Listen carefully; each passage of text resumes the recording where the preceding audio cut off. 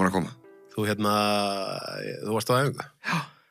Þetta alltaf jafn agaður og harður í æfa. Já, þú ringdir í mig rétt á hann og já, ég er duglegur að æfa og ég fæ mína röfun og einhvers konar örugglega losun, streitulósun í því, sko. En síðastliðin 2 ár hef ég breytt mjög miklu með mína persónlegu líkamsrækt, sko. Ok, hvað komum maður sinna á það? Ég hef ekki gert crossfit núna í rúm 2 ár. Ok. Og það bara hendar ekki bakinu mínu lengur. Mjóbakið það? Já, ég þoli það ekki, sko. Ég gæti örugglega gert það bara miklu hægar og miklu léttar og einhvern veginn svoleiðis. En ég hef alltaf verið, ég greindist með brjósklósa, rétt rúmlega 20. Og fyrstu kynni mín af brjósklósi var að ég var að koma heim með þávarandi kærustu minni og bara gæti ekki staðið upp úr bílnum. Og ég skreið, hermannaskrið eftir bílastæðinu og pallinum og hún hjálpaði mér upp í rúm. Ég glemði þessu aldrei, sko. Ég bara gat ekki, það var einhvers konar þussabiti eða eitthvað, sko. Og ég gat ekki, ég lá í rúminu bara í viku, sko. Og svo hef ég nú svona haldið mig góðum með því að vera bara duglegur að hreyfa mig og allt það og ég tel að ef ég hætti að hreyfa mig þá versnar þetta örugglega til muna, sko. En fyrir 2 árum síðan þá fékk ég mjög slæmt tak, sko. Og fór aftur í rúmið í viku. Og þá bara einhvern veginn svona, ok, nú verð ég bara upphugsa hreyfingunum mínu på nýtt, sko. Því ég er ekki að fara að hætta að hreyfa mig. Þannig að ég hætti að gera þetta klassíska crossfit og fór bara að nördast hreyfingu fyrir heilbrigt langlífi. Og eitthvað sem ég er enda búin að gera lengi, skilur, en ekkert endilega tekt við sjálf mig, sko. Og ég hlusta mikið á Dr. Peter Attia. Einmitt, hann flottur. Já, og Andrew Huberman og fleiri meistara á sínu sviði, sko. Og nú mitt æfingaprógram heitir Ungur alla ævi. Ok, og það er það sem þú ert að gera. Og ertu þá að taka aðri gegnum það líka? Já, það er það sem ég er að gera og það ég er búin að taka nokkra með mér úr stöðinni minni, úr Krossreykjavík sem hafa verið bara svipuðum stafi, ég skilur. Kannski aðeins farnir að eldast og illt hér og illt þar og eitthvað en vilja alls ekki hætta að hreyfa sig. Og þannig að það eru ég með nokkra fylgjendur í stöðinni og svo er ég nýbyrjaður með fjarþjálfun. Í hverju felst þessi hreyfing þá? Sko, það eru nokkri þættir sem að við þurfum að halda við eða viðhalda þegar við eldumst og líklega muntu eiga betri eldri ár ef þú byrði undir það betur og eitt af því er styrkur og styrkur er eitthvað sem að þverum þegar við eldumst og sérstaklega þú ert ekki að lyfta hlutum, skilur og leiðin til að byggja upp styrk er að lyfta þungum hlutum það er bara mjög einfalt og þungt er ekkert, það er bara eitthvað x fyrir hvern og eitt, sko það er enga tölur sérstaklega þannig að ég lyfti 3 í viku og þá ger ég þessar stóru lyftur, ég geri réttstöðulyftu og ég geri hnébeygju og ég geri pressur. Og er réttstaðan ekkert erfið fyrir bakið? Nei, alls ekki sem sagt þegar það er engin læti með því, skilur. Í crossfit þá gæti ég verið að gera réttstöðu og svo kassahopp og svo labba höndum og fara á svona 1:8 í aðra, sko. Verðist bara ekki henda mig lengur, skilur. Ég er bara ekkert við það lengur. Og en ef þú ætlar að vera allega fitt þá er crossfit alveg geggja kerfi, sko. Þannig ég lyfti 3 í viku og með áherslu á þessar stóru lyftur og ég leik mér með allt frá, skilur, 3-4 endurtekningum sem er þá aðeins þyngra og alveg upp í 20-25 sem er þá meira svona úthald, þannig ég reyna að fá úr lyftingakerfinu mínu allt frá styrk og yfir í vöða úthald og vöða uppbyggingu. Vegna þess að til viðbóta við styrk, þá er annað sem við þurfum að viðhalda og þurfum eiginlega að byggja upp á yngri árum til að geta haldið við og vera þá sterkari þegar við eldumst. Og það er vöðvamassi. Og þetta er eitthvað sem að Dr. Peter Attia talar mikið að styrkur og vöðvamassi er lykilatriði að heilbrigðu langlífi og lífsgæðum þegar við eldumst. Þannig ég vinna því að viðhalda vöðvamassunum mínum. Og Man alltaf eftir í, sko, maður ekki falli í þessa kategóriu sem að margir í að gera lækna að guðum, en þegar heimilislæknirinn minn, sem mjög flottu gæi, sagði við mig mitt, ég ætla að vera massaður áður en ég verð of gamall. Já. Að þá var svona einhvern veginn hittið mig, sko. Já. Það make a sense, sko, því við bara byrjum að hrörna. Já. Og þá gott að fara inn í eldri árin með dálítið kjöt. Já, vera með kjöt og styrk þegar þú byrjar að eldast, sko. Því að það bara hrörnar og það rýrnar bara alveg sama hvað þú gerir. En það rýrnar og hrörnar náttúrulega hægar og minna ef þú ert að æfa. Bara, veist, ég ætla að vera 120 ára, ég ætla að vera bara hraustur þannig til í deg, sko. Veist, það er planið, sko. Okay. Og þannig erum við komið með, sko, styrk og vöðvamassa sem er lykilatriði, og svo veist, við verðum að vera með sterkt og gott og skilvirt hjarta og æðakerfi. Hjarta, lungu, skilur hvernig við tökum inn í súrefni og dreifum því í gegnum, skilur blóðið og til hjarta og svo til allra vöðva. Þannig að allar þolæfingar eru mjög mikilvægar. Og þá eru kannski tvennt helst, annars vegar grunnþol, sem er þá svona klassísk zone 2 æfing, margir sem þekkja það. Zone 2 er í róliheitum í lengri tíma. Það er kannski, við getum verið að eiga samræður, en samt setið á hjóli og verið að hjóla og verið með aðeins hærri púls heldur en bara þegar maður situr kjur. Og það er akkurat það sem ég var að gera rétt á þegar þú hringdir mig. Og ég geri það einu sinni í viku. Og hvað gerir það þá lengi? 90 mínútur. Já, þú gerir það alveg svona lengi? Já. Þannig að ég býtur að tíja talar 45 mínútur lágmark. Hann er einhver pæling líka með það, sko, hann Einar Karl í Primal er mikið búin að vera farin í það með mjólkursýrurnar, sko.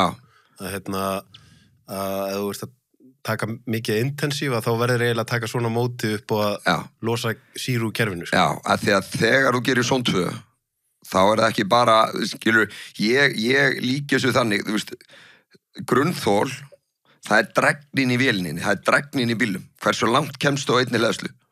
Bara í róliheitum. Ok. Og það er eitthvað sem þú þjálfar upp með zone 2-æfingum, eða svona low intensity, long duration, og ekki bara það, að þegar þú gerir zone 2, þá ert að auka skilvirkni og fjölda hvatbera í öllum frumunum í líkamanum. Og hvatberinn, fyrir þá sem að mun ekki í gömlu líffræðina, það er vélinn í frumunni. Það er það sem þeir sem hafa lesið kannski bækur á ensku í biohacking. Mitokondría. Já. Og það er hvatberi á íslensku, og þessir, alla frumundæðinar hafa hvatbera, skilur, og þegar þú gerir zone 2-æfingar, þá bæði eigur skilvirkni hvatberina sem að fyrir eru, og mögulega eigur fjölda þeirra. Því að fruman getur verið með meiri en eitt hvatbera, sko. Sem að þýði basically hraðari fitulósun, til dæmis, skilur, bara undir öllum kringustöðum, og skilvirkari flutningur bara næringarefna og súrefnis og allt þetta í líkamannum. Þannig að líkamannum verður bara skilvirkari sem vél, sem heild, við zone 2. Og það er sem sagt önnur hliðin á þólþjálfun, og það er þá frá 45 mínútum og þess vegna bara upp úr. Ég gerir 90 mínútur og ég skipti þannig niður, ef það er gott viður, þá fyrir ég út og hjóla. Þá fyrir ég bara hjóla í 60-90 mínútur bara í kringum bæinn. Sem er einmitt geggjað. Sem er æðislegt, sko. Meðfram ströndinni, niður Sæbrautina, alveg út á Nes, alveg út á Golfvöll, og svo hina hliðina upp, og 90 mínútur fyrir mig á rafmagnshjóli. Einmitt. Því að, venjulegt hjól yrði þá kannski, það er erfiðar að halda jöfnum hraða á venjulegu hjóli. Því að, þú annarkort, ég vil alltaf með vindin í andlitið, skilur. Þannig að þá er ómikið átak og þá er ég komin of hátt og þá er ég dottin út úr þessu flæði, sko. Já, líka bara svo gott fyrir, sko, eitt er ef að hjólreiðatúrin væri aðalhreyfingið þín, þá væri kannski hægt að segja, kannski ekkert alveg í lagi og sett bara rafmagnshjóli, en fyrir eitthvað sem er, ég meina eins og þú, ég vil trúið, ég er ekki alveg á þínu levelin, ég er samt mjög duglegur að hreyfa mig og mikið, þá er ég með stundum bara svo geggja, nú er ég bara að fara til að njóta, sko. Bara 60 mínútur á low intensity hreyfingu og bara, maður þarf ekki alltaf að vera þetta er njóta fyrir mér, að reyna að sigra. Já, þetta er að njóta fyrir mér. Þetta er hvíldardagurinn minn. Já, það er einhvern veginn eitthvað við að, sko, nú er ég nýkominn frá Zanzibar og þar elska ég, sko, þegar að sólin er að fara niður, að fara á skúternum mínum bara og vera með vindin í fangið, eitthvað út í busk, sko, bara einn með vindinum. Og hérna á Íslandi mitt er það bara að fara á rafmagnshjólið sitt. Já. tala ekki það að vera úti, skilur. Vera bara að horfa í kringu sig, fá ferskan vind, það eitthvað hérna, ég líka, ég hlustaði einu svona á eitthvað svona indverskan gúrú sem að tala sko vindþerapíu, að standa 10 mínútur í vindi og snúa sér svo við og 10 mínútur að þá væri að því að hugsanirnar væri í raun og veru vindi, sko. Já. Að þá væri að reynsa hugan, sko. Og það er ekkert sem reynsar hugan að velja að vera eins og að vera með vindin í fangið, sko. Já, ég tengi bara 100% við þetta. Og hérna, ef ég gerir þetta inn í þessa æfingu, sem oftast að það sumar ekki að tala ánt á Íslandi, en ein snild við rafmagnshjól, að þú getur hjóla næstu allt árið, skilur. Þegar vindurinn í andlitið, eða veður, eða eitthvað, brekkur eða ekki, skiptir engu máli. En ef maður sér það líka núna, það er svo miklu fleiri sem að hjóla.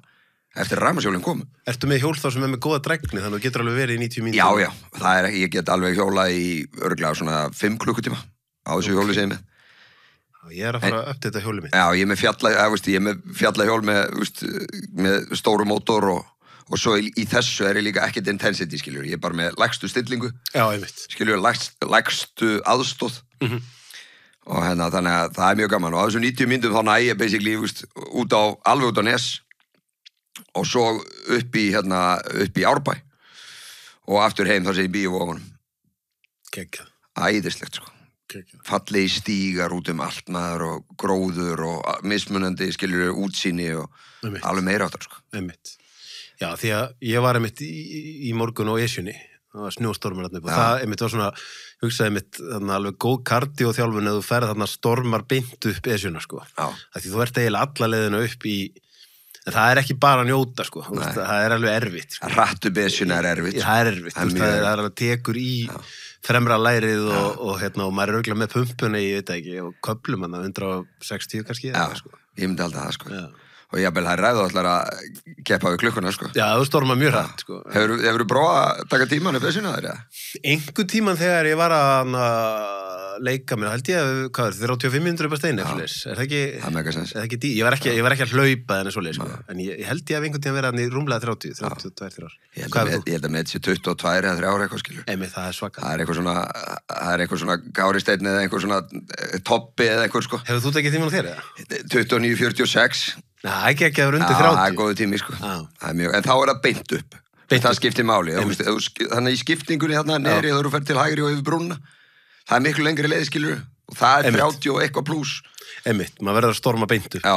Það er bara sikkur leiðin, skilur. Þannig að það er ekki að marka ef þú tekur tíman hina leiðina, sko. Nei, nákvæmlega. Það er ekki sambarlegt. Nákvæmlega. En ok, og ertu þá með eitthvað, þú veist, ef þú ferði í svona harða kardióþjálfun sem væri þá væntanlega hitt við. Það er hinn pollin í kardióþjálfun eða þólþjálfun, það er þetta VO2 Max.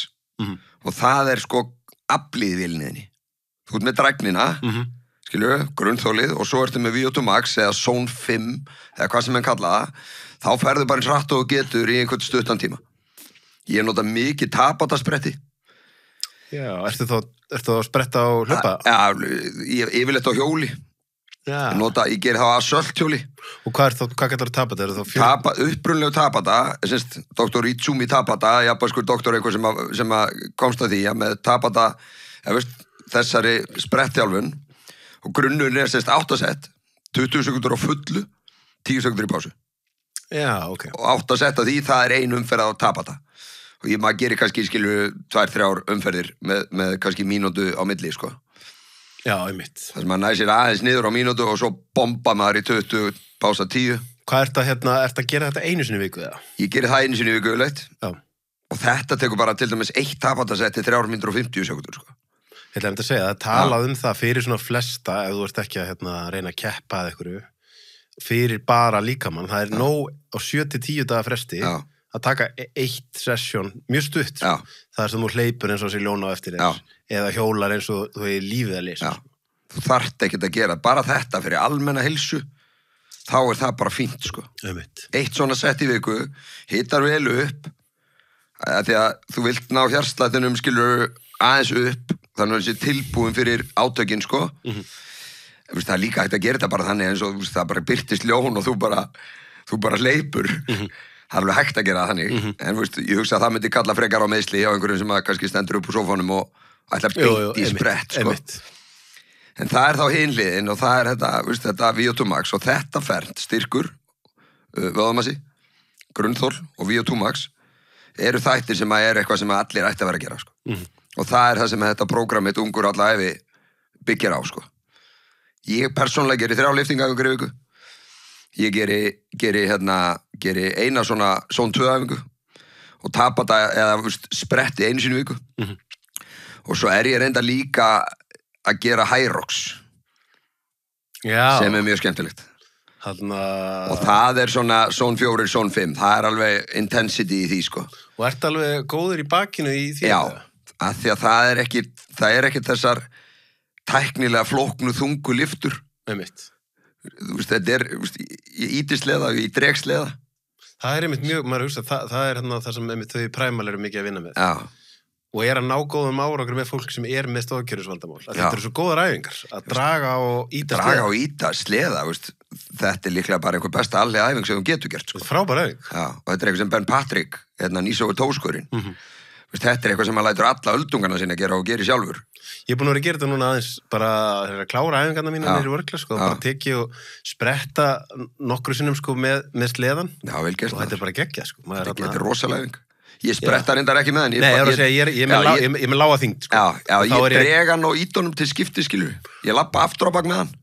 Já, ég bakka með hann og lappa aftur á bak og víst rosalega gott fyrir nýjan hjá okkur og öklana og meðmyndar. Tókaði það bara með reipi? Já, ég er með svona mitt í sól sem ég hengi á mig og þeir sem að fara að gera það mæli ég með, ekki setja mitt í sólun jóbakið, skilur sett hann á mjálmakúlunar. Já, þannig að þú verður ekki frettur þegar þú ert að draga þyngd eftir þér, skilur. Þannig ég dreg hann svona 30 metra og ít honum 30 metra og það hluti af uppbytunum minna hver meinsta degi. Og það eitthvað sem að... En ert að mixa einhver inn í þetta því við nefndum aðeins hann Núma áður við byrjuðum. Já, með Hydrate. Hann að vinna mikið með, sko, svona, það sem kemur frá Paul Chek, þetta, sérstaklega fyrir fólk sem í streitu og búið að fara í work-in líka áður en að fara í work-out, sem þá, að vera að rúlla boltum til að losa fasíurnar, að vera að styrkja veikupartana, þannig að, það er svo algengt held ég á Íslandi að, fólk að byrja eitthvað annan janúar í einhverju samviskubitskasti í miðju myrkrinu, illa sofið í streitu og ætlar að fara beint í eitthvað svona prógram og þá stundum svona, vilt ekki frekar fara af stað og hafa með í sem mitt teyjur, losa fasjur, styrkja hnén, styrkja ökla, þannig að þegar að fara að vora, þá ertu búin að vera í work-in nógu lengi til þess að getur farið í full-on work-out þegar sólin aðeins komin upp og það svona meiri orka í loftinu. Algjörlega.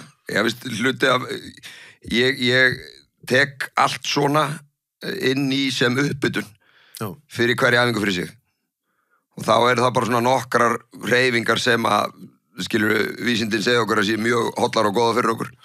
Akkurat fyrir allt svona. Einmitt. Og þetta gengur bara vel, sko. Ég myndi að fara í keppni í Hyrox núna, maður er alltaf maður verður á gulrót, sko. Það er alltaf verið eitthvað. Já, það bara gaman. Það, maður verður að íta sjálfum sér, sko. Ég heyrði bara Andrew Huberman segja síðast bara í gær var að hlusta á hana að í keppni eigur testosterón. Sko ég hef mikið verið að hugsa með það hjá mér, af því nú ég rosa duglega við að hreyfa mig og duglega við, en ég fattaði einmitt þegar að, það var eitthvað tíðan núna nýlega, það sem ég hugsaði svona að vanta keppni. Já. Það var eitthvað sérstaklega ég ætla ekki að fara að segja að það sé ekki líka fyrir konur, en sérstaklega held ég fyrir okkur gaurana, sko. Já. Sjáum þetta bara á litlum strákum, sko. Já, við þurfum eitthvað. Minn litli 30 ára, við erum alltaf í keppni, sko. Einmitt. Hann alltaf að keppa við mig í einhverju, sko. Einmitt. Það dásanlegt og ég ekki að íta honum í það, skilju, heldur. Þetta kemur bara, þetta bara náttúrulegt, sko. Þannig að, ég nota Hyroxið svolítið sem svona smá, við erum að keppa í Hyrox sem gulrót bara fyrir æfingarnar, sko. Af því að, þó maður sé alveg, skilju, duglegur að hreyfa sig og svona, þá gaman að vera með eitt gott svona endamark, skilur, sem þú ert að sækja, sko. Ég man að þú spurði mig á hverju tímiðin búið sína, það er svolítið langt síðan ég ákvaði einhvern veginn að skilja allt svona eftir. Það væri alveg mitt gaman núna að skoða, hver tímið núna, í júní, þá ætla ég að vera komin á þennan tíma. Og einmitt, þá verið ég líka að spretta og þá var ná 3 kílómetrum undir 12 mínútum, sko. Ég held ég verið komin í 11:35. Já, sérstaklega prófið. Já, að vera með einhver svona sem að því annars þú veist, það þetta pínu ekstra pús sem þú gefur þér ekki ef það ekki eitthvað að keppa, sko. Og minni máið mitt strákur sem ég kynntist þegar ég var í Cape Town í Suður-Afríku, stórmerkilegur, sem átti gimmið sem ég var ræðið, 24-5 ára strákur, eitt þroskaðasti maður sem ég hef kynst. Og hann misti báða foreldra sína ungur, hafði æft rugby frá þegar hann var 7 ára eða eitthvað. Okay. Og hann var að backpressa 180 kílóum 4 sinnum og sama tíma var hann að ná marathóninu undir 3 tímum. Og ég man þegar hann var að segja þetta, það örugglega ekki nema svona 20-30 manns í heiminum sem geta gert þetta tvent á sama tíma. Potið, sko. Og þá sagði hann bara, ég er búin að komast að því að if I'm not living in a prep, I don't know what to do with myself. Og þá var það bara leið og ég verð, bara því hluti af því að vera að hafa gaman og halda mig við efnið, það eitthvað þarna framöndan. Já, ég veist að það bara, veist, í öllu í lífinu, menna, veist, þú ert að safna peninga, þú ert að safna fyrir einhverju, ekki skilur? Alls konar svoleiðis, það gott að vera með einhvers konar markmið. Já, því það svo mikill miskilningur að halda, sko, í raun og veru markmiðið, þú veist, ef ég horfa til dæmis eins og þegar ég hljóp Laugaveginn, þú veist, markmiðið var, að hlaupa Laugaveginn og ná að klára það og hvað svona, en það sem var svo gaman var ferðalagið að markmiðinu og ferðalagið að markmiðinu hefði ekki verið sama ferðalagið ef við hefði ekki verið með markmið. Nákvæmlega. Því á endanum það ferðalagið sem að skipta mestu máli, en þú færð öðruvísi ferðalagið úr með markmið. Þú myndir ekki nenn að bóka flug. Nei, og þú veist... Endalaust. Nei, og ég er einmitt að hugsa núna, sko, mér langar að skora á með að fara upp á, að ég er búin að vera svolítið í Tansaníu, að fara upp á Kilimanjaro. Hefurðu farið það? Ég hef ekki farið. Og þá er ég myndið að hugsa, skilur, bara leiðu ég að ákveða hvenær ég fer, þá er ég að fara að taka öðruvísi fjallgöngur hérna heima, ég er að fara í öðruvísi félagskap, þú veist, það eitt og sér leiðir af sér alls konar góða hluti, sko. Þannig að gott að vera með markmið. Já, mikilvægt, sko. Og einmitt eins og við höfum nú svo sem rætt áður í þessum þáttum að vera með samfélag, sko. Já.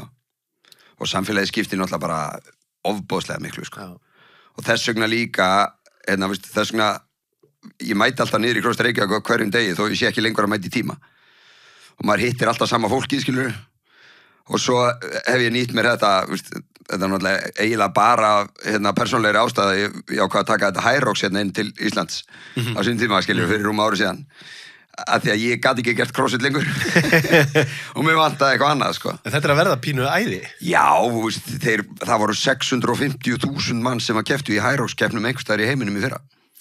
Og í einhverju keppninu nýlega var mjög mikið af Íslendingum. Já, það fóru þó nokkur Íslendingar til Danmörkur núna fyrir 2 vikur síðan og við erum að fara, ég veit að við erum að fara með 30 og við erum 32 eða eitthvað sem erum að fara til Kölnar núna 11. apríl og ég veit að Sigurinn Ernir er búin að fara með eitthvað hóp, fóð með hóp til Madrid í fyrra. Einmitt. Og þannig að þetta rosalega vinsælt og við erum búin að halda nokkra keppnir niður í Krossar Reykjavík, svona óopinberar á Íslandi og ætlum í sumar að vera með Hyrox mótaröð og þetta bara svo skemmtilegt að því að allir geta verið með þú þarft ekki að vera animist til að geta verið með. Einmitt. Skilur við, crossfit ekki þar. Eru æfingarnar í Hyroxinu þannig að það geta allir verið með? Já, ok. Þetta er ekki tæknilega flókið. Nei, þetta eru 9 hreyfingar með hlaupinu. Þetta er hlaup. Já, þú hlaupur, Hyrox keppni er kílómeters hlaup 8 sinnum og þrautir á milli. Ein þraut eftir hvert hlaup. Já. Fyrsta þrautin er skíðavél, kílómetr. Önnur þrautin er ítasleða, 50 metra. Og svo dragasleða, 50. Svo kemur burpees langstökk. Bara til þess að gera burpeesin aðeins meira spicy, sko. 80 metra burpee langstökk, svo kemur 1000 metra róður, 200 metra bændaganga með 2 bjöllur, 100 metra framstig með sandpoka og 100 wallballs í endan. Síðasta grein. Heimsmetið er 53 ára eitthvað í kallaflokki, sko. Í gegnum þetta allt. Já. Og svo ég held að kvenna heimsmetið sé 58 eitthvað og svo getur þú gert þetta í pari. Strákur, stelpa. Svo líka 4 manna lið. Og það eru aldurslokkar upp í á heimsmeistarabóndunni síðast, það eru aldurslokkar upp í held í 75 blús. Einmitt. Þannig að geta allir með, sko. Og þegar ég fór til Kölnar í fyrra, þá fóru ég og Þröstur sem vinnum með mér í Krossar Reykjavík. Þá fóru við og skráðum okkur í keppni bara með viku fyrirvara. bara til að sjá hvernig þetta áður við ákvaðum einhvern veginn að koma svo með þetta aftur heim, sko. Og það voru 3700 keppendur yfir eina helgi.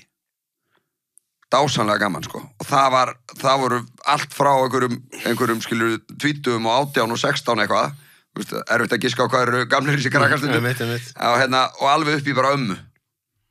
Og allir bara að gera sitt á sínum hraða og svona einhverju sem eru til að keppa til að vinna eitthvað. En 99% bara að því þetta geggjaður félagskapur og skemmtileg gulrót og markmið og allt það, sko. Þetta rosa gaman. Nú kannski spyrja aðeins út í fjárþjálfunina. Út af hvað gengur hún? Sko, ég er búin að gera crossfit núna síðan 2008 og þannig sé ég er alveg tilbúin einhver annar taki við á mér þar.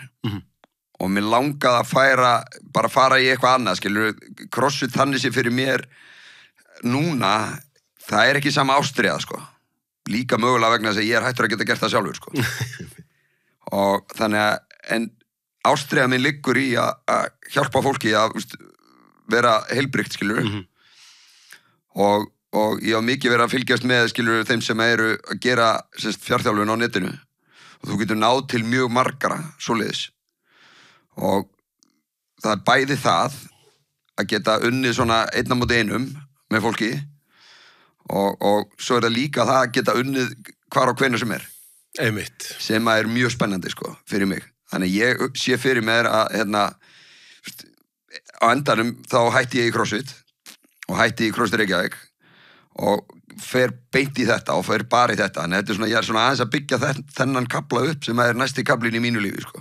Ok, og ertu þá að vinna með, þú veist, ertu þá líka að vinna með fólki persónulega, eða þetta bara prógram sem þú kaupir að þess? Já, prógram sem þú kaupir og við vinnum saman þá bara skilur í gegnum myndsímtöl eða skilaboð eða eitthvað svoleiðis, sko. Og prógramið er hannað að þér. Þannig að við tölum saman skilur, þetta er bæði, þetta er eiginlega 3 pakkar. Og, eitt kalla ég heilsa og það er þá næringaþjálfun sem er eiginlega kannski erfiðast af þessu öllu, sko. Algjörlega. Að bæði að halda sig við og vita hvert maður á að fara og hvað maður á að gera, sko. Og svo er annar sem heitir hreisti og það er þá líkamsrækt. Og svo er eitt sem er þá heilsa og hreisti saman. Og þetta bara gengur fínt. Ég hef ekkert byrjaður að auglýsa þetta. Af því að ég er svona, ég er pínu feiminn, sko. Aha. Já, ég held að fólk veit það örugglega ekki, sko. Okay. Þegar ég er í mínu elementi, skilur, þá örugglega lítur það ekki þannig út, en einhvern veginn... Er þetta með að koma þér á framfæri? Ég er ekkert mikið fyrir að koma sjálfur mér á framfæri, sko. Nei, ok. Nei, það er bara einhvern veginn orðið þannig. Þú ringdir í mig, ég ringdi ekki í þig og spurði hvað sem mætti koma, skilur. Rétt. Þannig að ég hef aldrei einhvern veginn ringt og sagt, heyrðu, má ég koma til hérna því ég þarf að auglýsa eitthvað, sko. Og það er eitthvað sem ég kann ekki á, sko. Ég myndi skora á þig að skiptum viðhorf og hugsa að þetta snúist ekki þig. Ef þú veist að þú getur verið að hjálpa fólki, þá er það eiginlega eigingjarnt að vera að koma þér ekki á framfæri. Já, geggjaður punktur. Takk fyrir það. Það er gott að hugsa þetta þannig, að því maður sjálfur er með eitthvað ego og eitthvað ímynd og eitthvað stafir og hugsa bara, ok, er það ekki pínu bara skylda mín ef ég veit ég getur verið að gefa eitthvað gott hann út, því fleiri sem vita að því betra og það bara, ef ég væri bara inn í einhverju samstarfi við Guð, þá er það bara, heyrðu, hver er ég til þess að koma mér ekki á framfæri ef ég er að gera góðverk?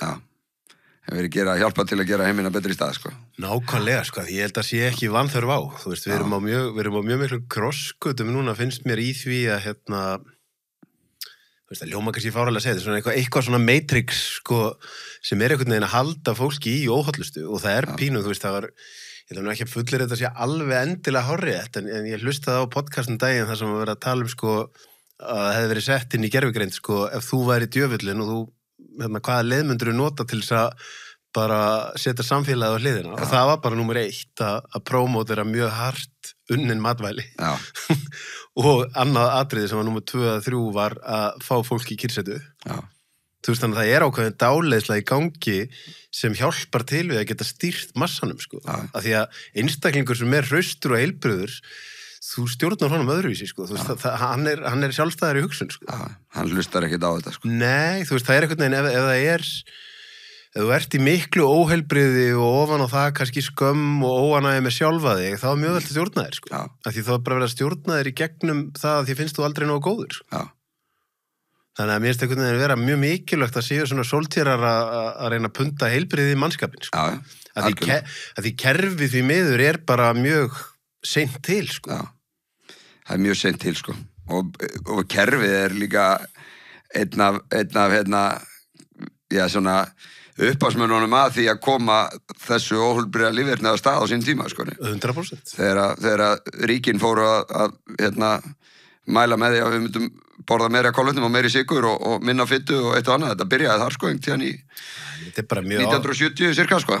Já, því maður mjög áhugavert og núna það alls konar hlutur að opnast núna, ég meina nú var verið að opna fyrir skjölinum morðið á JFK og sem svona, þú veist, það var náttúrulega áratugi eitthvað svona samsæri sem síðan varð svona einn svona konsensus ok, þetta klárlega var öðruvís en okkur var sagt og nú eru skjölin komin og mitt áhugavert að meginströmsfjölmiðlarnir ekkert að fjalla það að þú veist, það bendir bara flest til að CIA hafi drepið gæjan eða staðið á baku þetta og þá verður áhugavert sko mun einhvern tíðan koma tímabilið 1980-90 þegar að low-fat trillingurinn byrjar og sykurneyslan fer upp og fer meira aukaefnum inn bara í línulegu samhengi við lífstílsjúkdóma.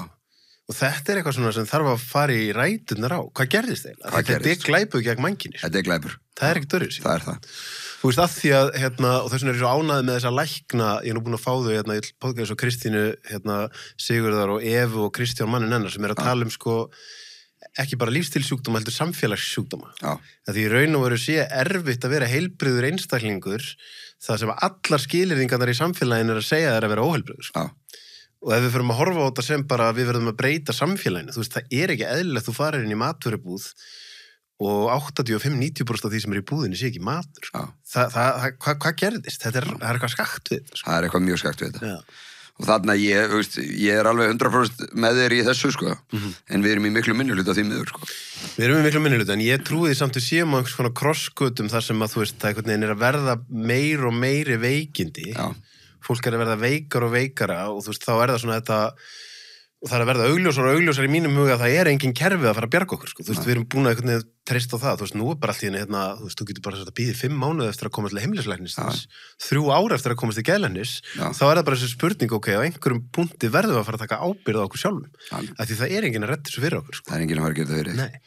Og ég veit að þú ert einmitt, þú veist, mikill talsmaður þess, sko, að þú veist, einstaklingur sem í miklu óheilbrigði, að þetta þunn lína, þú veist, að ekki ít undir skömm hjá honum, ekki láta hann finnast hann ekki vera ná góður, en empower hann og segja bara, heyrðu, þú veist, eigum við ekki saman en að reyna að hjálpa þér í heilbrigði, sko.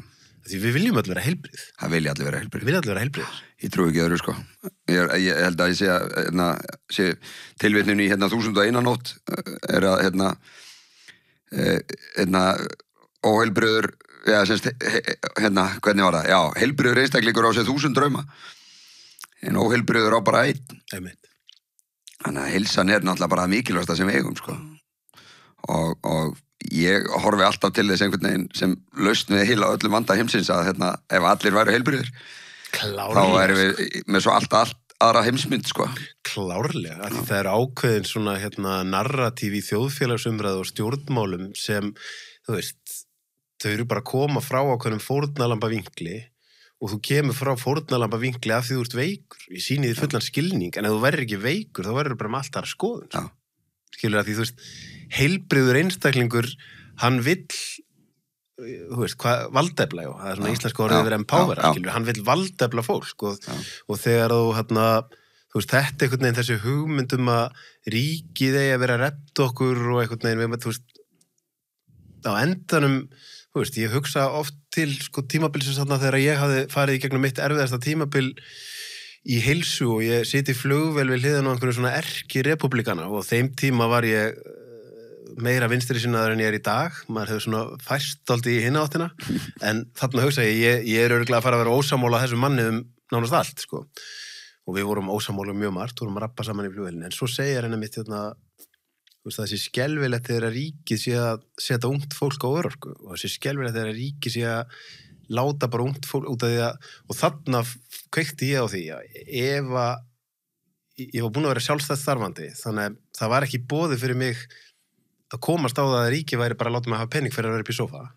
Það sem kom mér út úr þessu var að ég þurfti að vera grænda. Þurfti að hafa fyrir þessu, skilur. Og þegar ég var að fara með mína fyrirlestra, vildi segja, þú veist, ég og enn eftir að horfa í augun á einhverjum með kulnun sem getur selt mér að það sé að því að vinnan sé svo erfið, sko. Það er bara því þú ert ekki að taka ábyrgð á þér, sko. Nei, það er ekki vinnun að kenna heldur, sko. Nei, þú ert bara að taka lífstílinn, þú veist, þú ert í krefjandi vinnu og ert svo líka skrollandi í símanum og borða óholt á kvöldin og sofi ekki nóg, þá fer álagið í vinnun að segja til sín. En ef þú verður að taka ábyrgður utan vinnunar, þá myndir bara höndla helningsálag, sko. Ef þú ert í vinnu sem þú vilt vera í, þar að segja. Það er ekki spurning, sko. En hvað hérna, því í fjartþjálfunni, þá er eitt sem ég að því að þegar við vorum að spjalla fyrst að þú kemur hérna, þá varst það með að segja mér, ég kem þegar ég verið klár með þetta. Þá var ég að fara að stað, ég er núna að fara að stað með 2 kallahópa og þar er ég mitt að vinna með svolítið í gegnum netið, en ég er samt búin að vera svo, það búið að vera mér svo hugleiki hvernig get ég látið þá samt verið í accountability hópum af því að ef ég er að kaupa eitthvað svona prógram af einhverjum í gegnum netið, þá er svona, þú veist, ég get verið rosa peppaður og meðan að ég er að spjalla við þig en svo líður tímið þá kannski ég heyri næst í þér og þá er það spurningin, þá er alltaf líkunar á að ég falli bara í sama farið þannig ég hef svo mikið verið að hugsa hvað er hægt að gera til að vera að ná til margra í gegnum netið en á sama tíma það sem heldur er accountable er að vera í samskiptum með annað fólk, sko. Það er besta leiðin og helst eiginlega þannig að þú sést ábyrgur fyrir einhverjum öðrum með sjálfur, sko. Nákvæmlega. Já, að því að við eiginlega, það eru meiri líkur á að þú hugsir betur heilsu hundsins þíns heldur en þín sjálf, sko. Það er bara þannig. Þú fer með hundin í læknisskoðun alveg á hverju ári og allt þetta, sko, og passar hann borðið holla mat og allt það en ekki þú sjálfur, sko. Þannig að þetta er góð pundur, þetta er eitthvað sem ég kannski ekki, ég hef ekki fundið lausn á þannig, en ég hugsa að leiðin sé þetta að einhvern veginn að hópa mönnum saman, sko. Vera með bara eitthvað spjall og þar sem að menn þurfa að mæta og staðfesta hvað þeir voru að gera. Sýna myndir eða hvað þeir voru að borða, til dæmis. Skilur að því að það er nú kannski erfiðasti hlutin í þessu, það er ekkert mál að fá, held ég, fólk til að mæta í rektina, skilur, í klukkutíma 4 sinni í viku, sko. Það er samt margir sem gera það ekki. Nei, en 5 máltíðir á dag er miklu, miklu stærri pakki, sko. Sem er einmitt það sem maður langaði að færa mig inn í næst sem er næringin, sko. Ertu með sömu pælingar þar eins og síðast fyrir? Nei, ég er búin að snúfa í blaðinu svolítið þar, sko. Ég er hættur að fasta og hættur að hugsa það og hann samfærði mig, vinur minn, Dr. Peter Attia. Hann villu sitt að taka inn prótein mjög reglulega. Já, hann basically sneri við blaðinu sjálfur og að fasta er eitthvað sem ég var búin að gera örglega í 15 ár og þannig að, ég borðaði ekkert eftir klukkan X á kvöldin og borðaði ekkert fyrir en, skilur, eftir klukkan X á daginn.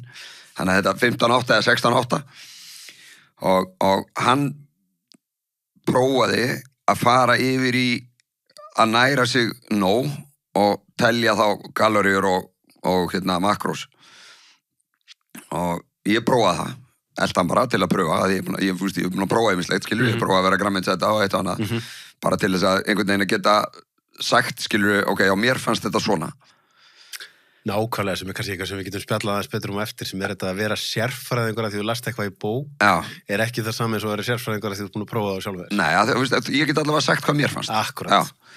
Og ég ákvaði að prófa þetta og ég fer yfir í og það tók mig alveg tíma því ég fór maður sem ég hlusta mikið á heiti Dan Garner, mjög þekktur þjálfari allan heim, hefur meðal annars þjálfað hvað heitir hann McGregor.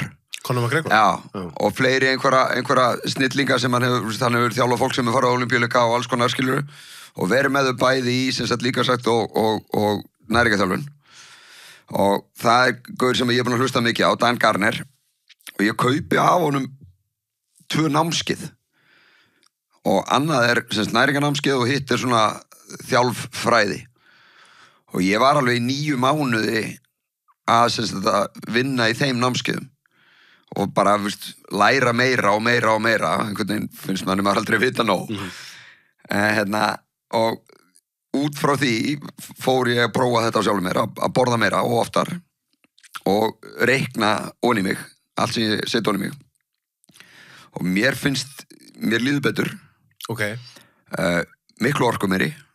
Hvað ert að borða ofta á dag þá? 5 sinnum. Og ert það þá að miða við þú náir eitthvað ákveðið mikla próteinum inn í hverja máltíð? Hverja einustu máltíð. Hvað, 30 gram með? Ja, prósentur, eða sem sagt, fyrir mig, í minni líkamsþyngd, próteinskammturinn minn per máltíð 36 gram. Ok. Og það því meira sem maður lesum þessi makrós og ekki síst próteini, þá áttum maður að sjá því að próteini langt mikilvægast orkuefnið sem hún færðu fæðunni. Því að það tekur þátt í allri uppbyggingu í líkamanum og allri endurnýjun, skilur við. Það má í rauninni segja að allt frá DNA-inu og upp í húðina þina, allt frá innsta kjarna og út í yfirborðið er svona einhvers konar samsetning af aminosýrum sem eru, skilur við, uppbyggingarefni próteina. Það er yfir 50.000 tegundir af próteinum í líkamanum og próteinin alveg ofboðslega mikilvæg og líkaminn starfar ekki eðlilega ef hann fær ekki prótein reglulega. Skilju, hann næri ekki að viðhalda sjálfum sér og þá jafnvel, skilju, að þú ert ekki að borða prótein, líkaminn þarf samt að sinna viðhaldi, þá tekur hann próteini bara einhverstaðar annars staðar frá. Þannig getur pikka próteinið úr, skilju, bakinu á þér til þess að fylla í lærin á þér að því að þú varst að hlaupa eða eitthvað, skilur, ef þú borðar þau ekki. Og þannig að prótein mjög mikilvægt og það eitthvað sem að þegar ég byrja núna, ég með nokkra kuna í þessari fjárþjálfun, skilur, sem að bara fólk sem að veit af mér og hefur heyrt í mér, en ég ekkert byrjað að auglýsa, en gengur bara fínt og gaman og allir á árangri, sem náttúrulega aðal, sko. Og það enginn að borða nóg prótein. Einmitt, bara þegar þú segir þetta núna, þá hugsa ég, mér langar eiginlega að nota þetta samtal til að skora á sjálfa mig að setja próteinin meir inn, því ég er svona búin að vera heyrt úr nokkrum áttum núna og það klárt mál að ég ekki að taka inn, þú veist, ég meina á flestum dögum ég raun og bara að taka prótein inn í 2 máltíðum, sko. Það eiginlega ekkert prótein í ruslinu, sko. Nei, einmitt, og líka bara þetta, ef þú ert að borða bara, þú veist, og það einmitt það sem ég veit að Atti að tala sko, að þú veist, ef þú ert að taka próteinið inn kannski 50-60 gram tvisvar á dag, þá það betri nýting að þú tekur það inn oftar í fleiri máltíðum, sko. Af því að þessi vinna líkamanns með endurnýjun, hún alltaf í gangi, skilur. Og tala ekki að því að nú komum að því, ef þú vilt byggja vöðva, til þess að auka vöðvamassaðin, til þess að vera sterkari og heilbrigari þegar þú verður eldri, þá það bara prótein. Einmitt, og þú hugsaður mér, svo nú ég orðið mjög vanur því að vera að fá með bulletproof kaffe á mótnana og minnst gott sko upp á bara einbeitingavinnu og svona vera svona þá en þú veist, það myndi ekki, ef ég myndi bara taka 4 egg með bulletproof kaffinu, þá ég ekkert að fikta í kolvöndunum og þá ég ennþá léttur í kerfinu, sko. Þannig að maður ætti bara að fara að gera það, sko. Meira prótein. Og eins og sé, ég hef ekki hitt neitt sem að borða nóg prótein. Ég hef ekki heyrt í neinum sem að borða nóg prótein nema að segja að vikta það, sko. Hvað nóg prótein? Sko, vísindin segja okkur það að einhverstaðar á bilinu 1,8 til 2,2 gram per kíló af líkamsþyngd. Skammturinn fyrir þig á prótein. Þannig að fyrir einmitt 80 kíló mann eins og mig þá þetta 150 gram. Já. Einmitt. Ég man þarna þegar ég var í mínu harðasta prógrami þegar ég var að skrifa bókinu Jón Pál, þá var ég að stefna ná 300 á dag. Já. Það var svolítið mikið, sko. Maður fann það ekki, sko. Nei, maður fann það, þá var maður svolítið, þú veist, svona klárlega of mikið álag á nýrun, sko. Já, og það bara, þú veist, Hafþór Júlíus, hann örugglega þar. Já, einmitt, algjörlega. En hans lífstíl ekki heilbrigður. Nei. Hann verður ekki gamall á þessum lífstíl. Þetta ekki langlífis lífstíl. Nei, en þú veist, þetta bara hans lífstíl og hann nær árangri með það, en þú veist, þetta hefur ekkert að gera með heilsu og langlíf að gera, sko. En ekki líka munur á einmitt, þú veist, það ákveðin prótein eins og til dæmis bara egg og fiskur sem eru mjög létt, einhvern veginn, mér finnst 30-50 gram próteinum í gegnum fisk og maður finnur ekkert fyrir. Nei, finnur ekkert fyrir. Svo tekur nautasteg og hún aðeins þyngri í magan, skilur við, það bara, það aðeins erfiðara fyrir líkamann að brjóta þið sundur af því að það aðeins önnur uppbygging, skilur við. En egg eru til dæmis það sem kallað fullkomið prótein, af því að inniheldur allar amínósýrurnar 8 sem eru lífsnauðsynlegar sem við getum ekki búið til sjálf. Og þannig að númer 1, það ættu allir að vera að borða meira prótein. Og ef þú bara byrjar á því, ef þú tekur bara það, þá ertu að fara að breyta, skilur lífsstíliðinum sjálfkrafa eiginlega. Að því að nóg prótein, fyrir eitt, það er saðsamasta orkuefnið. Þú munt borða minna af ruslinu ef þú borða prótein í alla máltíðir. Einmitt. Skilurðu? Klárt mál. Sem að myndi þá verða því að þú myndi líklega léttast. Því að flestir sem eru í og hólfbyrju lífstíl eru, ofmargir eru ofþungir. Klárlega. Og þannig að bara að laga próteinstöðuna, þá bara myndu, stíga stórt skref í áttina meiri heilsu og bættri heilsu. Svo eru hinn orkuefnin sem að eiginlega verða að vera með, fita er lífsnauðsynleg. Því að eins og prótein, þá tekur hún þátt í ferlum í líkamannum. Og einhvers staðar heyrði ég að fita tekur þátt í öllum ferlum í líkamannum. Já, og líka og hugsa bara taugakerfið okkar byggt upp mikið af hollum fitum. Heilin 75% fita. Heilin, einmitt. Og þannig að þú verður að vera með fitu. Hver einasta frumuhimna fita hluti af uppbyggingarefninu. Einmitt. Skilurðu? Færa vítamin til og frá og það bara fita algjörlega lífsnauðsynleg. Kolvetni eru náttúrulega bara bensín. Það ekki uppbyggingar. Nei, kolvetni eru í rauninni ekki lífsnauðsynleg. Algjörlega. Þú gætir lifað af án kolvetni. Algjörlega, klárt mál. Og sá sem ekki að hreyfa sig neitt, hann þarf mjög lítið af kolvetni. Mjög lítið. Mjög lítið. Og jafnvel niður í bara ekkert, skilur. Þú gætir alveg lifað heilbrigðu lífi þegar líkaminn getur alveg tekið fituna og breytt henni í orku og nýtt hana sem orku. Og í rauninni getur þú tekið prótein og nota þau sem orku líka, sko. En líkaminn gerir það bara svo sjaldan nema ekkert annað sér til af því að það svo flókiferli og tekur langan tíma að brjóta það niður og það ekki orka sem þú getur bara leita til strax eða vantar hana, sko. En kolvetnin eru bensín. Hvað ertu stattur á því? Ég múið að fá Sigurjón Erni hérna nokkurinu og mér finnst aðdáðanvert að sjá að hann bara að gera allt það sem hann að gera nánast bara á karnivór, sko. En ég finn fyrir mig, þá finnst mér einmitt flókin ef ég tek ekki flókin kolvetni og trefjarnar og svona, þá finnst mér til þess bara svo fyrir meltinguna og aðra, mér finnst það gott, sko. Trefjar eru mjög mikilvæg. Mér finnst það, sko. Já, og ein af ástæðunum fyrir því að allar unnuvörurnar eru svona óhóllar, að það eru trefjalausar. Það því að trefjar geymast ekki. Þannig að þú tekur, appelsína inniheldur fullt af trefjum, en appelsínu safi inniheldur enga trefjar. Skilur við? Appelsínu safi krakka mínir eru ekki hollur. Okay? Og aðrir ávastasafar. Við ættum löngu að vera komin á þann stað. Já. Við ættum löngu að vera komin á þann stað að vita það, sko.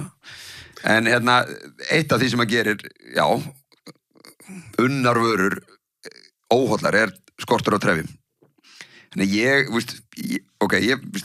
minn skammtur af próteini 2 grömm per kíló, skilur, ég 80 kíló, þannig minn skammtur á dag 160 grömm, sem ég deili niður í, skilur, 180 grömm, 160, sem ég er í 2,2, það rétt, ég er nýbúin að hækka.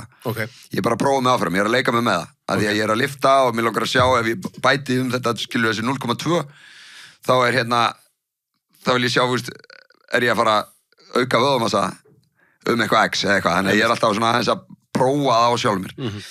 Þannig ég er með 180 grömm af próteinum á dag. Og það deilt í 5 máltíðir 36. Og þannig ég byrja að borða af leið og vakna.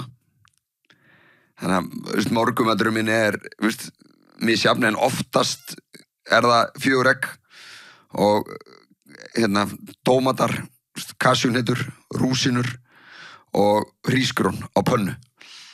Fried rice. Já, sem að ég bara elska, skilju, ég geti borðað bara alltaf. Rúsinum það koma sterkar inn. Já, það geggjað. Ég er rosa mikið fyrir að hafa eitthvað sætt með öllum máltíðum. Já, einmitt, það geggjað eins og döðlur og rúsinur. Já, döðlur, rúsinur, vimber, epli, eitthvað, skilju, eitthvað sætt. Ég er maðurinn sem að setja, sko, rabarbararsult á hambúrgarar minn, sko. Já, einmitt. Sem orðið, sko, frægur hambúrgar í CrossFit heiminum, sko. Rabarbararsult, já. Einhverja góða sultu, skilur. Já, ég alveg sammála, ég hef taka smá sultu. Já, smá sultu, skilur. Teskiða sultu, setur í miðjun á dreifirinn aðeins, undir ostin. Þetta svo mikið velun þegar þú kemur í þetta, sko. Þetta geggja. Þetta morgunmaturinn minn og svo ég bara að borða, í kringum æfingar, skiptir miklu máli ef það eitthvað sem að, skilur, þegar þú kemur til mín í næringarþjálfun, þá byrjum við á þessu að, ég reikna fyrir því öll hlutföll. Kolvetniðin eru hlutföll, skilur, á móti sem sagt því hvað þú hreyfir þig mikið. Þannig að ég sendi þér spurningalista, langan spurningalista, það sem að kemur ýmislegt fram sem að gefa mér innsýn í þinn lífstíl og fitan svo einhver prósenta líka fyrir einstakling sem að flestir byrja með mjög háa fitupróstu í matnum, 30 til 40-45% af innihaldinu, öllu magninu er fita. Að því að fitan er bara svo óholl og það er eitthvað sem mjög margir að sneiða hjá, sko. Nei, fitan er svo holl að, og margir að sneiða hjá og vantar það og að borða alltaf mikið af kolvetnum. Einmitt. Ef þú ert í einhverju performance og kemur til mín og þú ætlar að fara að keppa í Hyrox eftir 12 vikur og þú vilt bæta performancein, þá farðu meira kolvetnum. Einmitt. Skilur við, þannig að við leikum okkur með það bara eftir hver það er. Og svo bara lætið hafa matseðil, réttir sem að ég er búin að prófa og þróa bara með mér, að ég er mikill matanörd, sko. Og allavega hef ég ekki fengið skammir ennþá að ég vera matur sé ekki góður. Já, nákvæmlega. Þannig að þú fær bara matseðil með 5 máltíðum og við reynum að borða á 2-4 tíma fresti yfir daginn. Og ég, til dæmis síðasta máltíð mín er bara klukkan 10 á kvöldin, sko. Og ég er komin í rúmið 10:30. Já, einmitt, það er áhugavert. Það er mjög áhugavert, af því að það er eitthvað sem ég á búin að vera harður stuðningsmaður í langan tíma, ekki borða neitt, allavega 2 tíma áður fyrir rúmið, það því myndi trufla svefniðin. Og það truflar ekki svefnið minn. Nei. Það hefur ekki áhrif á mig, sko. Ég tekur endur alveg undir það, sko, ef ég er ekki að fikta ómikið í blóðsykrunum og gera eitthvað slæmt, þá, ef að maginn er léttur, sko, og þá er það alveg í lagi inn í svefninu, sko. Já. Ef það eru prótein í fæðinni, þá verður einhvern veginn bara svona, þá verður þægilega. Þú ert ekkert ég er ekkert að keyra blóðsykurinn upp. Nei. Þannig að þetta er alveg vel að próteinum og svo einhver flókin kolvetni og vel að fitu. Þannig að þetta er eitthvað sem ég tek með mér inn í nóttina bara, að því að líka með minni líka að vinna uppbyggingu og endurnýjun á nóttinni. Ég satt aðeins með mér, ég hlustaði á podcast núna á leiðinni heim í flugvélinni þar sem að gæja að tala hann væri að stefna því alltaf, eða svona væri ágætt að hugsa þegar þú ert að taka inn, sko, gremmeti, ávexti, fræ, að vera að reyna að ná 30 mismunandi yfir vikuna. Þannig að ef þú getur, og ég man ekki hvað hann saði, þá flestum væri þetta eitthvað 5 eða eitthvað. Já, flestir eru með 5. Í Bandaríkjunum. En þá getur verið einmitt, það getur verið líka bara upp á að vera ekki alltaf í því sama, sko. Nei, en það er samt, sko, ég er með þetta mjög einfalt.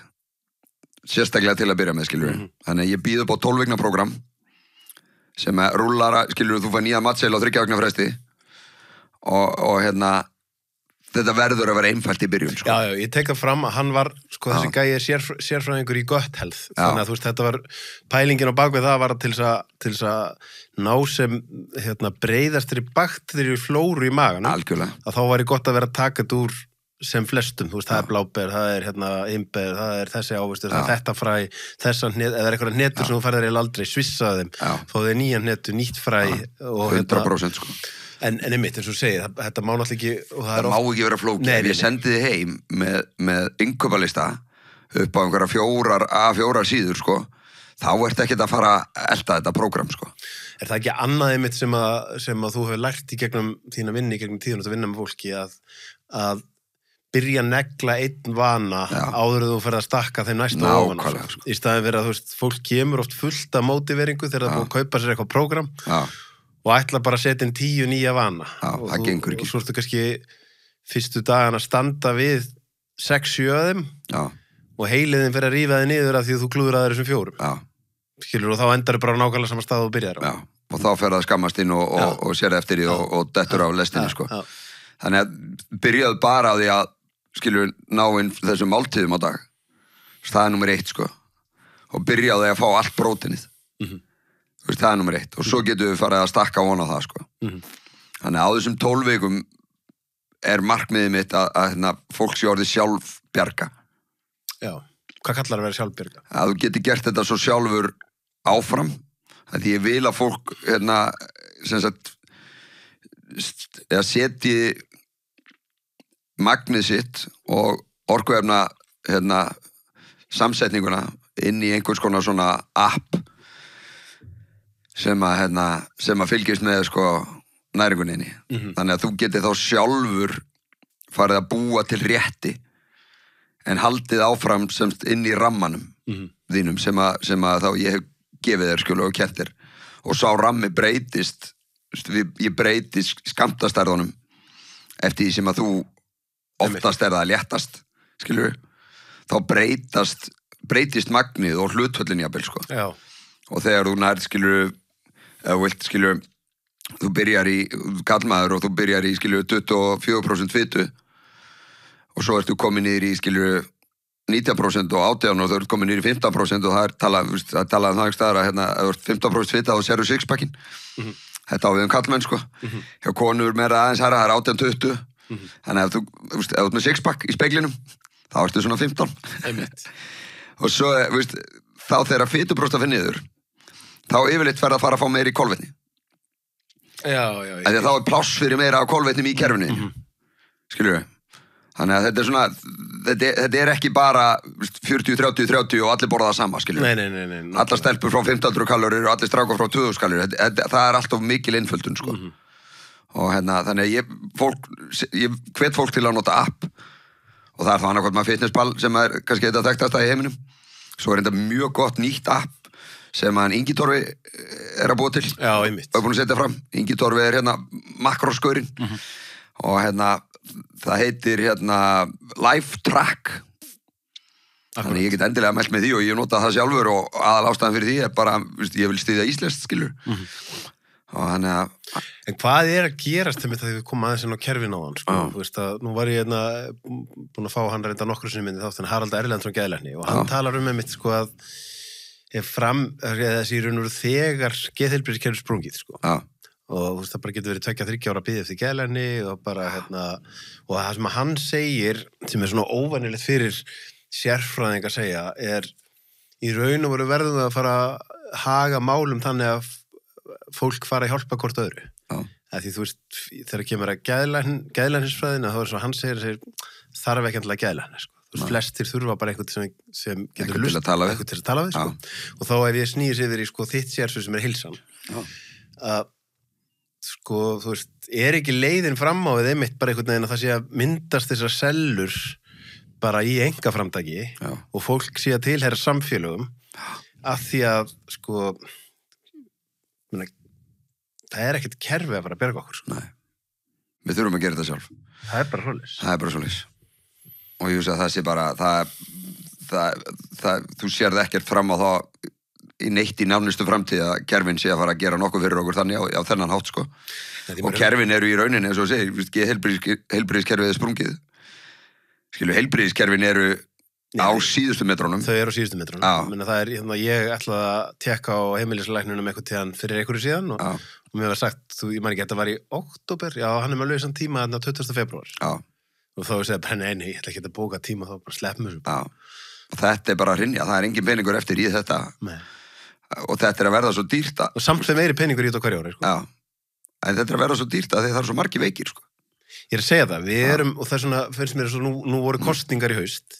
Mér er svo áhugavert að, þú veist, á einhvern nátt hefði verið hægt að koma inn og segja að það er enginn að tala stærsta málið af öllum málunum, sem er bara, ef við höldum þessu óheilbrigð áfram, þá er ríkissjóður farin á hausinn, sko.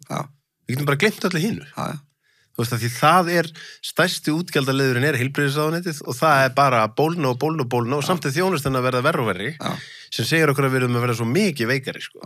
Að því ég held að bæði ég og þú erum örgulega ekki að sjá, þú veist, fólki sem kemur í prógrammet til þín er by definition fólk sem er að pæla í heilsu. Fólki sem kemur í CrossFit Reykjavík, þannig að þú fer inn í matvörubúðun og segir, ok, 85-90% af öllu sem er inn inni væri ekki þetta ef að það væri ekki það sem flestir er að kaupa. Þannig ég held að við sjáum ekki þann hluta samfélagsins sem er bara í rosalega slæmri heilsu og það eru rosalega margir, sko. Já, alltaf margir, sko. Og sem að fyrir mig þetta er grunnurinn að allri þessari vanlíðan. Algjörlega, sko. Það er þetta óheilbrigði einstaklingsins sem er svo löngu farið úr böndunum, sko. Og þetta er stóra máli. Lögum þetta, förum í forvarnir og lögum þetta og snúum þessu við og á þessu litla landi á ekki vera nokkuð mál að snúa þessu við. Nei, og að því að, sko, við komum aðeins inn á áðan. Ég meina, umræðan á samfélagsmiðlum og svolítið svona á Íslandi með þetta einhvern veginn að elta mesta hnegg, þú veist, þekkir þú mjög mikið að mjög heilbrigðu fólki sem er í þessu, skilur þú veist? Ég bara, þú veist, að vera, skrifa neikvæða hluti í kommentakerfi og skilur þú veist, það er bara svona by definition, ef þú ert heilbrigður, ef við værum heilbrigð þá myndi þjóðfélagsumræðan breytast. Því þetta er svolítið eins og þú veist, ef einhver mjög mikið að tala neikvætt og tala illum, einhvern veginn svona, ok, þeim sem vegnar vel í lífinu og eru, með mjög mikið purpose, þeir með ekki vera að þessu. Þeir hafa engan tíma í þetta, sko. Og þess vegna svona, ef þú ert í því, þá ertu svolítið að auglýsa það lífið þitt. Já, að þér líður illa. Þér líður illa, nákvæmlega. Það er ástæðan fyrir að þú talar neikvætt til annara og sjálfa þig, skilur. Akkurat, og þess vegna við maður að hugsa það svo stór partur af samfélagsumræðinni sem að ég stundum farin að horfa á sem bara veikindi. Já. Skilur einmitt þetta, þú veist, bara svona heilbrið manneskja, hún gæti ekki verið einhvern veginn svona tilfinningaríki í einhverju polariseringu og þú ert bara með aðra hluti sem að heilinin að setja fókus á. Já, algjörlega. Ég veist að við séum báðir þar. Já, þú veist, það er svona að hugsa maður að, þú veist, óheilbriði á einhvern nátt bara einstaka stærsta mál samfélagsins. Já. En það er ekki að tala þannig, sko. Nei. Já, það er allavega ekki sett nógu mikið púður í það, finnst mér, sko. Bara engin spurning, sko. Og en við getum, við tölum það held ég síðast þegar ég var hjá þér, að við tölum það að við værum á krossgötum og værum vonandi á leiðinni að snúa þessu við, skilur. Og við erum held ég að ná botninum í þessari óheilbrigði, skilur. Ég held það, út af því að maður hugsa þetta í lífi einstaklingsins, þá það oft þannig að, þú veist, einstaklingur sem búin að vera að reykja alla ævi og hann jafnvel búin að fá mjög margar viðvaranir og veit þetta ekki gott. Svo fær hann krabbameinið, þá hættir hann. Já. Þannig að, þú veist, einhvern veginn fungerum við þannig að við þurfum stundum að fá bara alvöru löðrung. Já, við þurfum einhvers konar stórslið, sko. Já, og þá hugsa maður, ef við myndum horfa á kollektíft á samfélagið, að þá hugsa maður, gildir ekki bara sama þar, að þetta þarf að ná ákveðnum botni áður en við spynnum okkur frá botninu. Við bara, því miður, þá bara virkar það bæði þannig á einstaklingi og samfélagi og ég vil trúa við séum að komast mjög nálægt þessum botni. Viðspyrnan á sér stað frá botninum. Frá botninum. Og við getur ekki átt sér stað á leiðinni niður, sko. Nei, við erum kannski á einhvern nátt ennþá á leiðinni að botnunum, en við erum eiginlega komin að, ég vil trúa því við séum eiginlega komin að tímapunkti viðspurninnar, sko. Það sem að gerast einmitt, þú talar þessi podcast sem þú ert að hlusta á, það að verða rosa mikið vakning í hina áttina, sko. Ég meina, ef við hefum verið fyrir... En kannski enginn að hlusta á þessi podcast nema bara við, sko. Kannski þetta bara við tveir, einhverjir skrýtni nördar einhverstaðar. Út í bæ, sko. Nei, ég vil trúa því að, sko, ef maður hefði staðið fyrir framan hóp af 1000 manns fyrir 15 árum, þá hefði fólk vitað miklu minnum heilsu. Það var kannski ekki óheilbriðara, en fyrsta skrefið að byrja að vita. Næsta skrefið síðan að byrja að framkvæma það sem þú veist. Og það kannski, mér veist að vera á þeim tímapunktu núna að á einhverjum tímapunktu þannig kringum, eins og þegar ég byrja að pæla í heilsu, þá trúði ég því að low-fat væri málið, sko. Þannig ég vissi ekki betur, sko. Nei, en það var líka bara það sem okkur var kennt, sko. Akkurat, og ég var allur þannig að við erum á einhverjum tímapunkti vorum við á tímabilið þess að við vissum ekki betur. Núna finnst mér við komin á tímapunkti þar sem að meðal manneskjan veit alveg sirka. Þannig að næsta skref þá bara framkvæmdu það sem þú veist að gott fyrir þig. Og þekkingin þarna, sko. Og veistu hvað Robert Lustig? Nei, hann er hann er læknir og hefur verið í örugglega einhver 30 ár með obesity clinic fyrir börn og ég var að hlusta á hann núna nýlega. Hann er rosalega harður talsmaður á móti við börnum sykri. Eins og ég og fleiri og viðbættur sykur bara stóra vandamálið og valdur að þessu offitu faraldri og samfélagssjúkdóma faraldri. Þetta sykurmagn er ekki til í náttúrunni. Skilur við? Og hann talar til dæmis að við erum farin að sjá of feit nýfædd börn.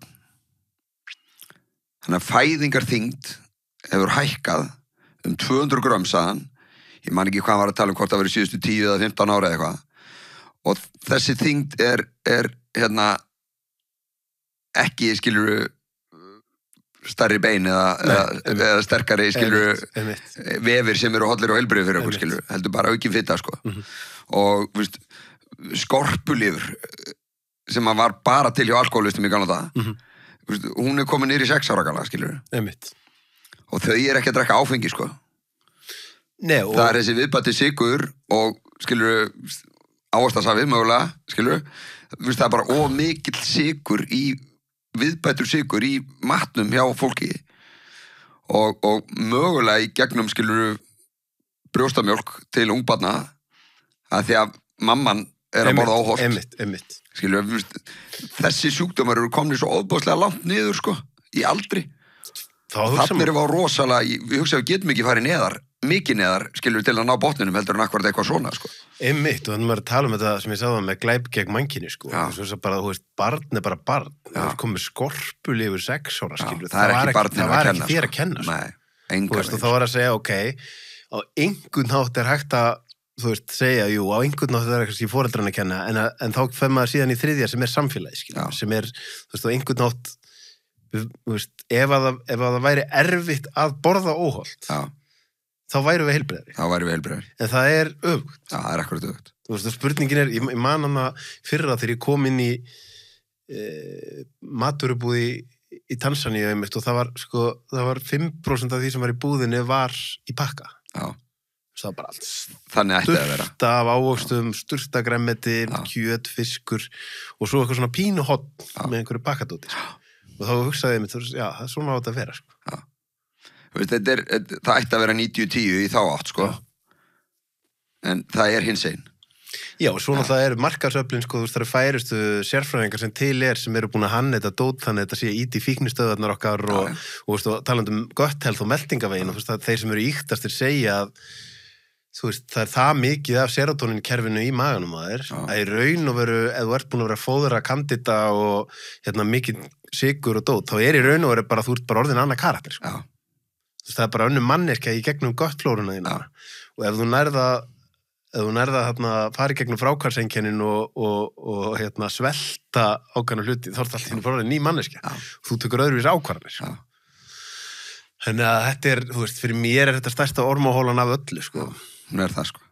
Engin spurning. Og þarna held ég að peningar spila náttúrulega óbærslega stóra rullu að því að, veist, það eru 7 fyrirtæki sem eiga 90% öllum matvæla framleiðslu í heiminum. Einmitt. Sem að, og þau eru ekkert að græða á, skilur, ávöxtum og fræjum, sko. Það er ekki peningur þeirra, sko. Nei. Það liggur ekki þar, sko.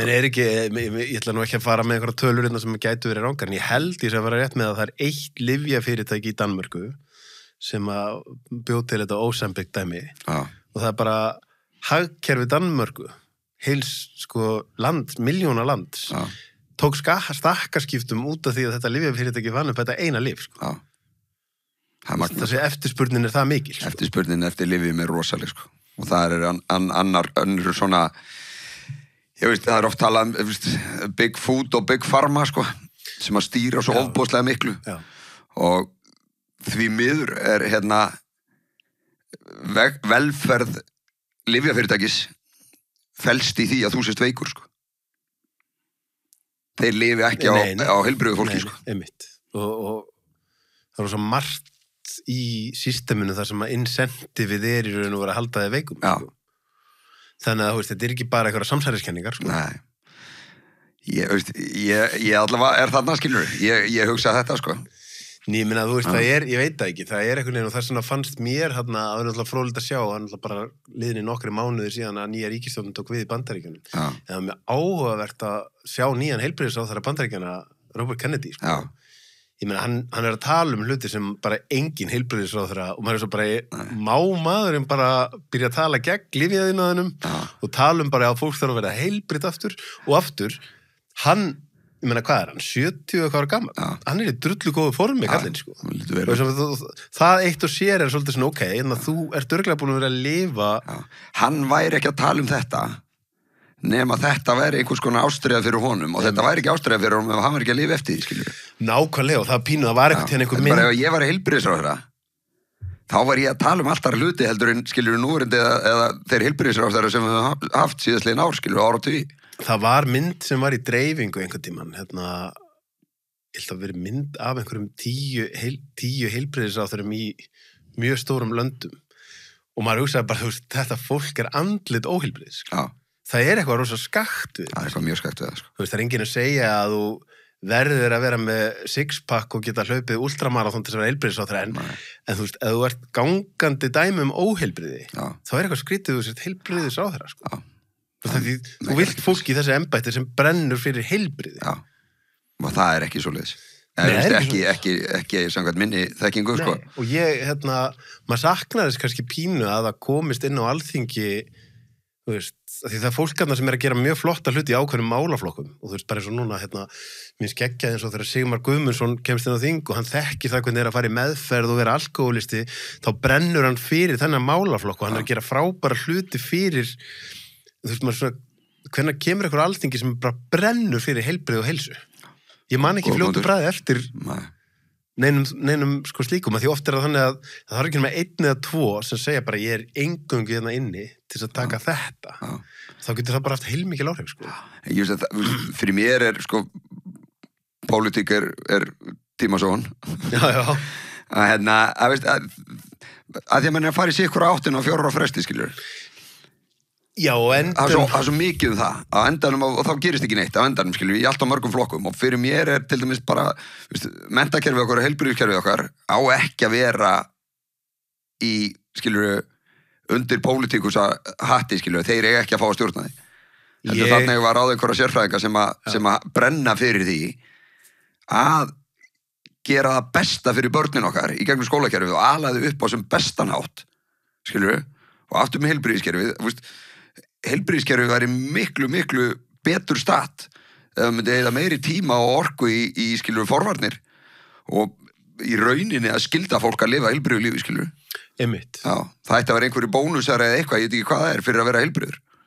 Já, maður hugsa oft einmitt, þú veist, ef meiri hluti fólks, sko, því þetta er talandi um menntakerfið og hvernig það ákveðin dáleysla, þú veist, maður fer í gegnum öll þessi ára skóla og maður lærir í rauninni ekkert heilbrigði. Ekki neitt.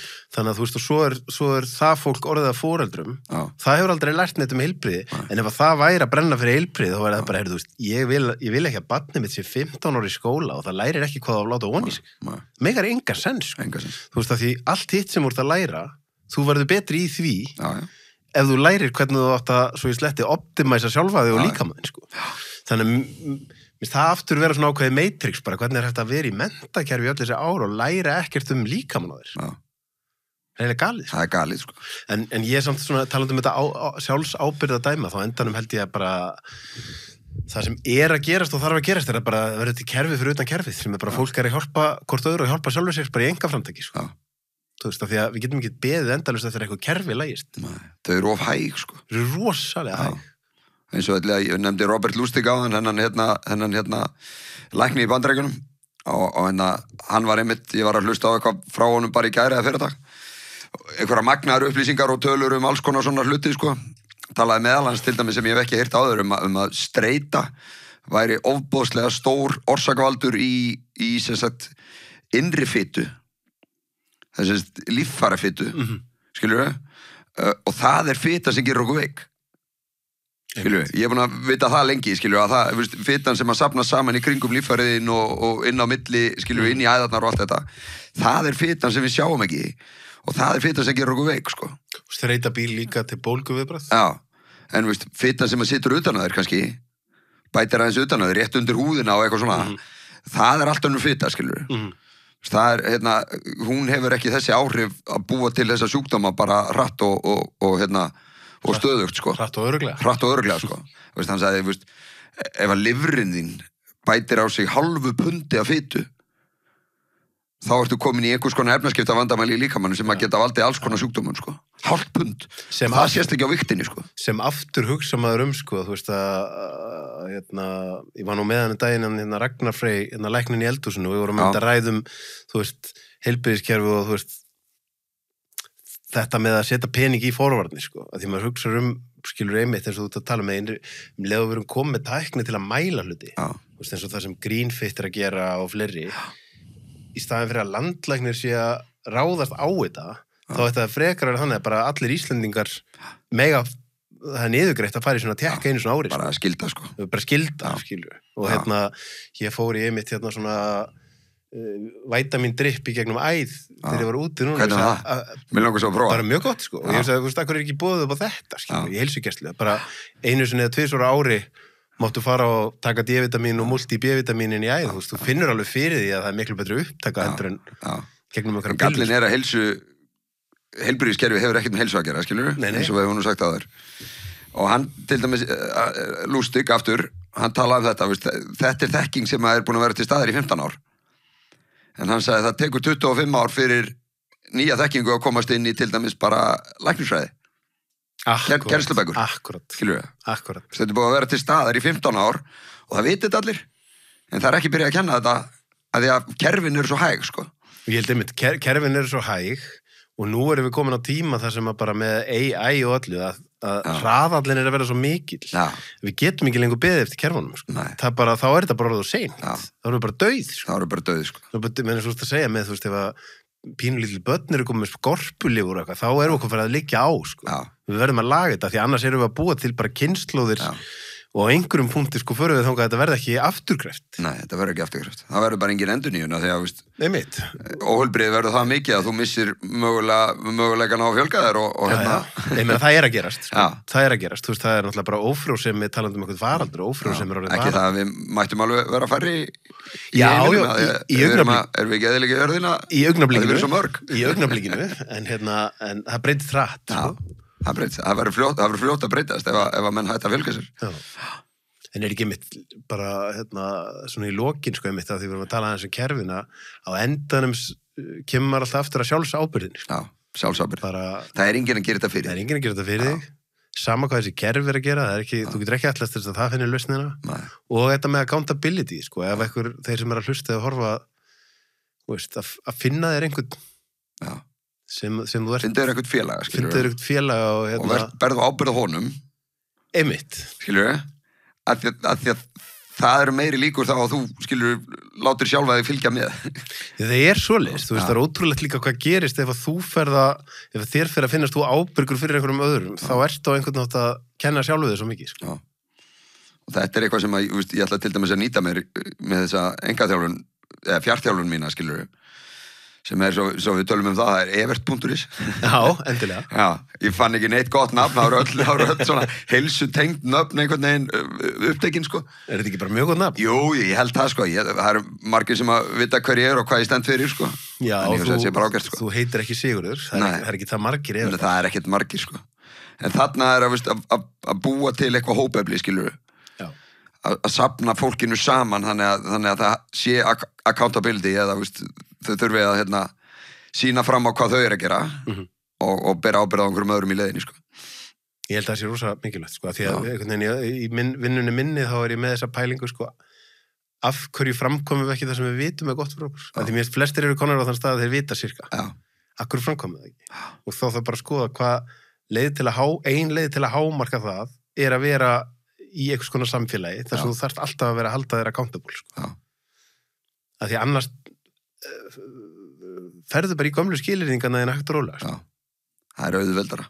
Það er bara það sem þú þekkir, sko. Er það ekki? Dúndur flottir. Stórmerkilegt. En ég, krossgöturnar, það er stutt í þar, sko. Ef við erum þar, og það er stutt í botnin, og þá getum við spint tilbaka, sko. Já, ég trúi því. Ég trúi því að mitt í allir þessari kaos og neikvæðinu og eitthvað, þá er eitthvað mjög gott framöndan. Já. Ég sé það þannig. Já, ég líka. Ég enda á jákvæðinu. Já. Frábært að fá heimsókn. Já, takk fyrir mér.